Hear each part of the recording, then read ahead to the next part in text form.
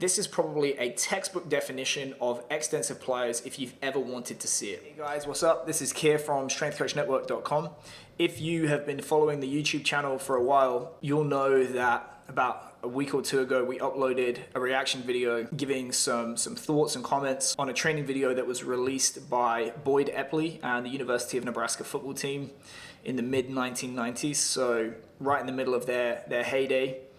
And we got a lot of positive feedback from that video and requests for more in that kind of same vein. If you've not checked out part 1 and part 2 of that series yet, just go check out the videos in the channel. If you have, the subject of today's video is going to be one that we had multiple requests for, and that is Werner Günthör. If you are not familiar with Werner Günthör, he is a former 3-time world champion in the shot put. He won the world championship in 1987, 91 and 93. He also got a bronze medal at the 88 Olympics in Seoul. He is an absolute tank. 6'7", anywhere from 120 to 140 kilos body weight during his competition days. So for Americans, anywhere from 275 to 315. To this day, I think it's over 30 years later, he still holds the Swiss national record in the shot put at 22 meters 75. And for context, I think there's only a handful of people that have ever gone over 23 meters ever. So very, very close, would still be way up there in the all-time rankings. Now, interestingly enough, anecdotally, picked up the story from Henk Kraaienhof. Werner Günthör is actually one of the few accidental studies that have been conducted on the relationship between nature and nurture in training. And this is because he was an elite level athlete and he had an identical twin. So the finding of this observational study is that both Werner and his twin had a roughly 50-50 split between fast twitch and slow twitch fiber in terms of their fiber type distribution. This is a little bit counterintuitive because as coaches, sports scientists, we're taught that the more explosive or high force and high speed the event is, the more that event is going to pre-select for individuals which have a more fast twitch fiber type distribution. Interestingly enough though, after Werner had been training in this manner for a long time, as you'll see in the video, very explosive, very high load, very fast training, there appears to have been some major selective hypertrophy of fast twitch fibers, and at the height of his powers, he was anywhere from 70 to 80% by cross-sectional area fast twitch muscle fiber relative to slow twitch fiber. Maybe also the extracurriculars associated with the 80s and 90s in the shot put may have been a factor in this, I don't know. But at the same time, his twin, who was not training in this manner, still had a 50-50 split by cross-sectional area to go along with that fiber type distribution. So perhaps this is food for thought for us as coaches about the training methods and the loading parameters that we need to select if we're trying to elicit certain adaptations within muscle tissue. So yeah, without further ado, let's get stuck in. Just as an aside, couple of things to draw attention to and pay mad respect to as with the Nebraska video. The first is the graphics for the intro, which are clearly inspired or stolen from Dark Side of the Moon by Pink Floyd. And yeah, as with the Nebraska video, the second thing is just this outstanding fashion. You're going to see a lot of lycra in this video, in a lot of wild-ass colors, and you're going to see a fantastic mullet and mustache combo being sported by Werner throughout this video, so bravo. So right off the bat, you see this pyramid diagram. They're talking about general means, specific means. They're talking about extensive execution or loading, intensive execution or loading. We'll get into what that means. And then obviously explosive training to transmute biomotor abilities or to realize adaptation in the context and development of sporting form. So these are ideas that would have been popularized by Anatoli Bondarchuk, who was, again, at the height of his powers during the time that this video came out, so the 80s, the 90s. He was active as an athlete himself in the 1970s. So it's no surprise that Werner Günthör and his coach, Jean-Pierre Egger, were using similar concepts around this time. And I would encourage you to check out Transfer of Training in Sport, Volume 1 and 2, if you would like to read up more on Anatoli Bondarchuk. The idea behind extensive training, intensive training, and they've called it specific preparation, or you can call it realization, transmutation. Just like a pyramid, the goal is to have the highest pyramid you can to build yours up higher than everyone else. In order to do that, you can't just start building upwards if you don't have the necessary foundation in place. Any pyramid that's going to be built like that, it will look impressive for a little bit, and then it reaches a certain height, and then it topples over. Likewise, you're not going to have an impressive pyramid if all you do is just build the base, build the foundation. Same thing is true in training. Ultimately, there are specific movements and qualities that we have to develop that are associated with being an elite performer in a sport, an event, a position, and so on. And they must be developed. However, jumping straight to those without the necessary base of preparation first is like building a house on sand, or it's like building a pyramid with no base. You might not have earned the right in terms of adequate tissue preparation, being able to tolerate the volume and intensity of training, just generally being in shape. The technique might not be ingrained enough. You might have underlying injury risk factors that need to be mitigated. So the first phase of training is going to be these general exercises performed with extensive execution. That is to say, more volume than intensity, more variety, training movements in their pieces rather as an integrated whole, so that you can attack weak links in the chain.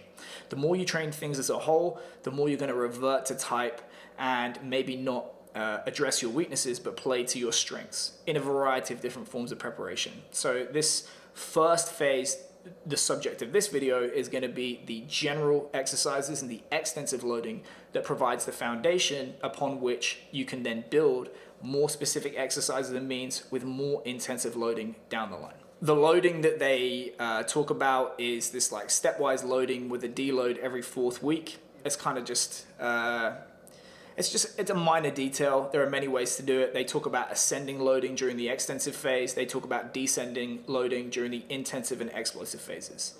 I think the important thing to take from this is that in the example they cite, there is 1 extensive block, 2 intensive blocks with a deload in between, and 2 explosive blocks. And this confirms what we know about training already, which is the higher the level of training age athlete that you're dealing with, and the later in the year of preparation that you are, the less general training needs to be done.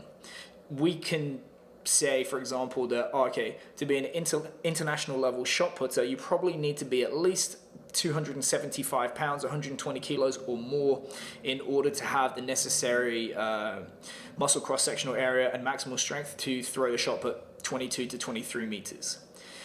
If you look like me, for example, you're going to have to do a lot of training and probably a lot of drugs to get to that level. If you look like Werner Günthör, that barrier to entry has been cleared, and now you can concentrate on the development of more specific qualities and using more specific exercises to take that adaptation and apply it to the sport.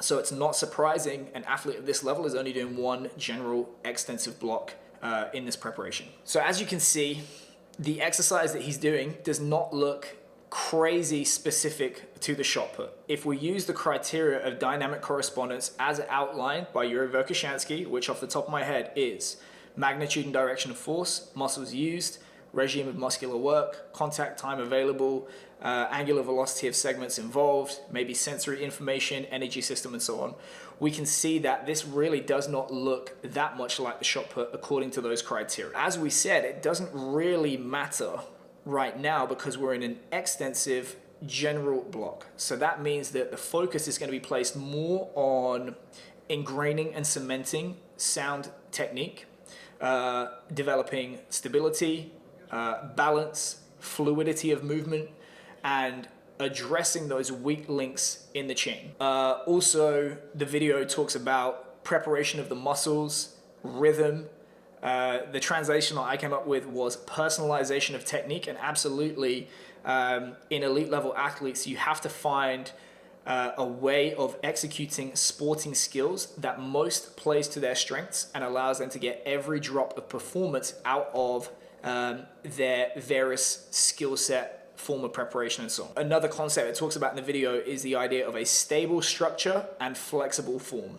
So stable structure, I'm interpreting as these attractor states of motor skill, flexible form being the fluctuator states, so being adaptable in execution of sporting skill to account for the variable environment that we find ourselves in. Another thing to pay attention to is that there is an equal emphasis paid to the whole body during this phase. So obviously there are going to be agonists or prime movers that really you need to be strong in as a shot putter, mostly the extensors, the pushing muscles, rather than say the flexors, the pulling muscles.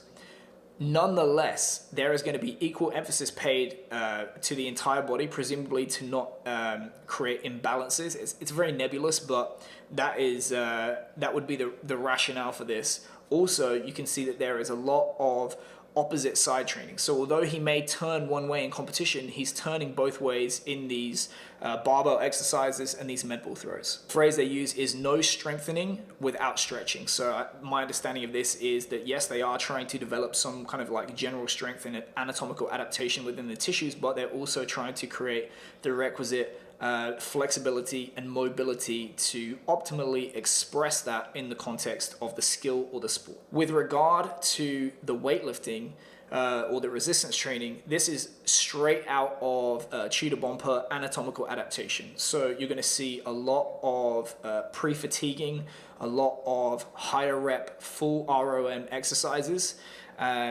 to create those kind of structural changes within the muscle tendon unit rather than the central nervous system. So we're obviously concerned with, can those connective tissues handle a high level of volume and force before we develop the ability of the central nervous system to recruit that tissue and fatigue it. Also going to see a lot more isolation, machine type work and unilateral work, again for the same reasons that you would expect from that concept of anatomical adaptation. Some asymmetry is normal in all athletes, especially a rotational sport like the shot put where you're only going one way, but an excessive amount of asymmetry may be predisposing to injury. So addressing that in terms of range of motion, muscle mass, and force production may be mitigating against injury risk. There's a real hatred generally in the community against machine work, but as we said, these exercises are general in nature. That means they are interchangeable by their very definition, which means that as long as you are getting the adaptations that you want, it really doesn't matter in terms of free weights versus machines. As long as you are eliciting adaptations and laying the foundation for more specific exercises down the line, use whatever means you want. The final section of this video, clips like this are all over the internet. It's probably what Werner Günthör is most famous for, as I said, again for the outfit. And this is probably a textbook definition of extensive plyos if you've ever wanted to see it. I was lucky enough to spend a few days with Anatoli Verkhoshansky back in 2013, and it wasn't until I actually got in a room with her that I understood the difference between extensive and intensive plyometrics. The phrase that she used was, you're trying to catch the pleasure with extensive exercises. I rephrased that as crude English of basically you should be able to motorboat some tits with your face the whole time that you're doing extensive plyos. So just that.